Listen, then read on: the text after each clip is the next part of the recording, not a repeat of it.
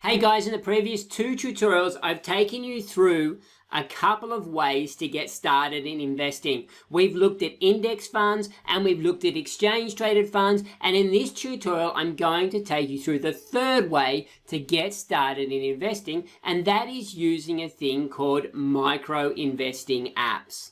So what are micro investing apps? Well, basically, they are companies that are focused on helping young people save and get started in investing by using apps that make it very, very user-friendly. Now, the two companies in this space are Raise, formerly known as Acorn, and First Steps. You can see there that there are links to each of those apps on the screen, and there's also links in the notes below.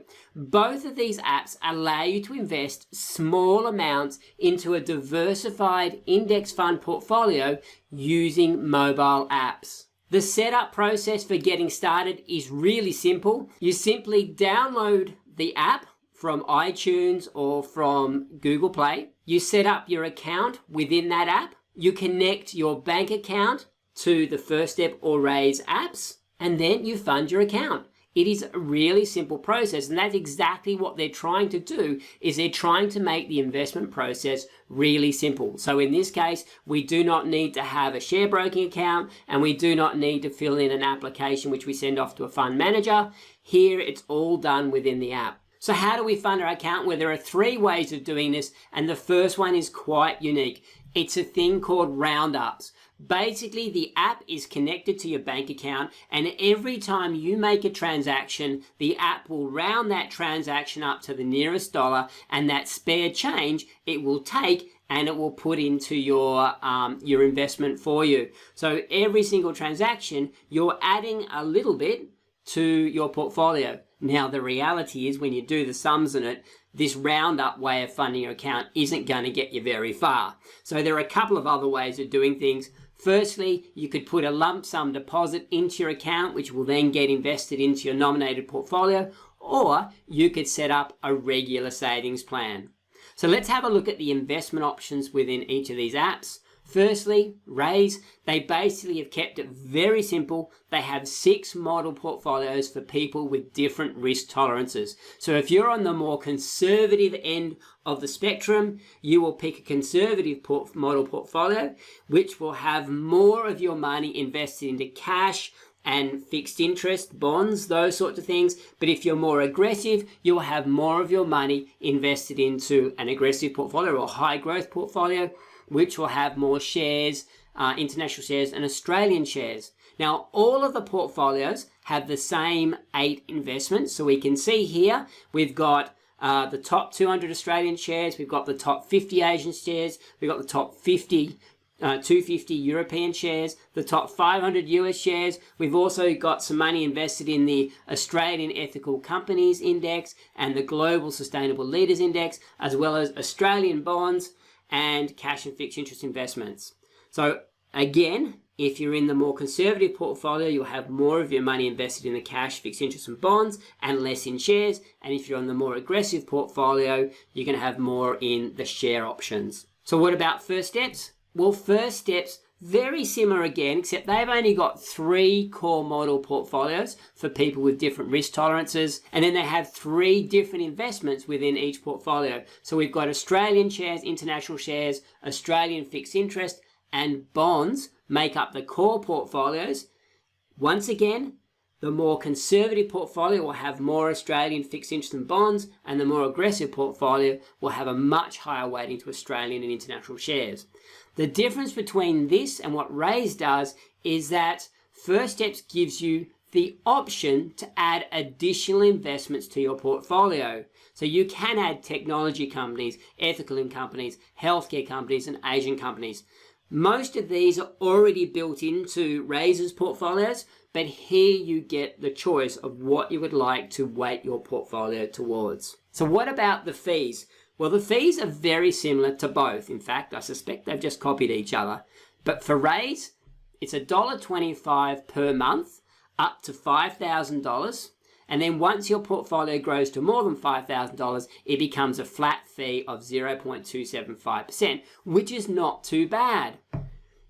If we have a look at First Steps, again, very similar, $1.25 per month, unless you've got your account connected to a debit card, and then for some reason, it's $1.95 per month. Once your portfolio gets over 5,500, the fee will then also drop to 0.275. So these fees aren't too bad. However, please note that when you've got small balances, so a few $100s, these fees are actually quite high. So $1.25 a month adds up to about $15 a year. And when you've only got a few $100s in there, it does make a difference. So what you want to try and do if you're going to use these micro investing apps is you have to have the intention to grow your portfolio to at least $2,000, at which point the fees start to become quite reasonable. And certainly 0.275 on balances over $5,000 is very good. If you remember when we were looking at the exchange traded funds, they were offering fees of 0.15 to 0.4. So this 0.275 offered by these micro investing apps falls right in the middle of that. So the big question everyone asks is, well, are these types of investments safe? Both companies are tech startups, so potentially they could go bust. However, it's important to understand that the money you invest isn't actually held with Raise or First Steps, and they don't use the money you've invested to keep their businesses running or anything like that.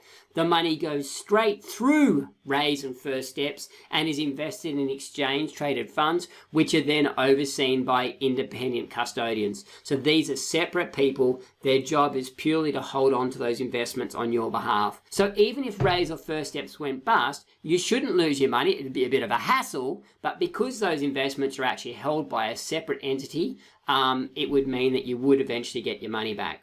The other thing to note is that both of these companies have Australian financial services licenses, and they're overseen by corporate regulators, ASIC, which means that they're closely monitored for what they're doing. The other thing you want to know, especially given that they're going to be connected to your bank account, is that both companies have robust information security systems. Now, the reality is these days there are people out there, there are hackers out there that can get into just about anything, but as far as information security systems go, Raise and First Steps have pretty good systems in place. The fourth thing that I need to point out here is that exchange traded funds are themselves invested in investment markets, which means that there are going to be ups and downs and risks associated with investing in general. Now, of course, these are out of Raise and First Steps control. They do not control the market. All they're doing is helping you get your money into the market. So let's have a look at the advantages of micro investing. Well, the first thing is you can start with very small amounts. In fact, you can start with as little as $100. And because there are no transactions fees, there's no minimum balances, it means from the perspective of getting started, this is really easy. The second thing that we need to know is that adding to your portfolio on a regular basis is really easy. You can deposit money in there on a regular basis or as a lump sum, or as we highlighted, it can also skim every transaction you do and put little bits of money into your portfolio as you go. The apps themselves make tracking your portfolio really easy. And again, this is what they're trying to achieve. They're trying to make investment a really simple process for you. Another advantage of these micro investing apps is you don't need to spend a lot of time doing your own research on the different investment options. Their model portfolios are already there in place and for the most part fairly inflexible, so either you invest with them or you don't. Unlike the exchange traded funds, there is no transactions or brokerage fees, so it's very easy to invest money on an ongoing basis. Both companies are overseen by the corporate regulators ASIC, and both companies appear to have robust cybersecurity systems. So what are the disadvantages? Well, as I said earlier, both companies are tech startups. So this means they're not profitable yet.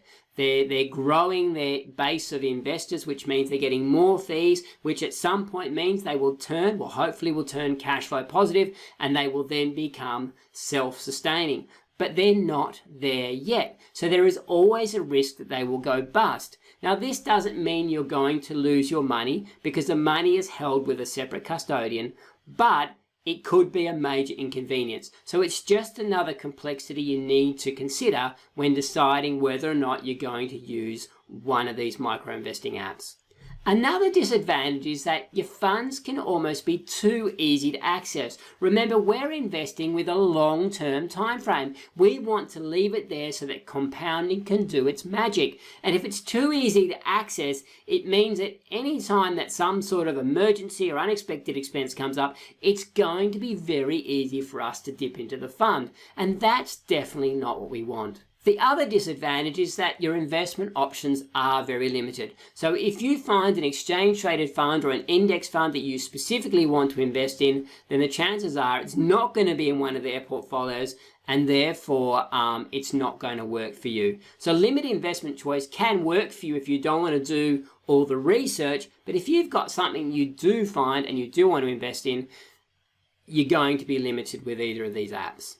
And the last disadvantage is that the fees are quite high until your balance gets to about $2,000 and beyond. So even though they're allowing you to start with small amounts of money, $1.25 per month is still quite a high fee to be paying on balances of a few $100s. So your goal in starting with an investment like this should be to get the balance beyond $2,000 as quickly as possible. So let's have a quick look at the summary. Both companies make it very easy to get started in investing with user-friendly apps, low starting balances, and easy ways to add to your portfolio. However, you need to be wary of the fees on lower balances. And one of the things that I'm a bit wary of is that it makes it so easy to invest that your investment feels more like a fancy bank account rather than a long-term investment, which sort of defeats the purpose of what we're trying to achieve. We're really investing with a long-term mindset. We're putting it away. We're investing regularly and we're not going to touch it. But if it becomes too in your face and too easy to access, it sort of undermines all of that. And the last thing you just need to be aware of is that both companies are tech startups, which brings with it additional complexities.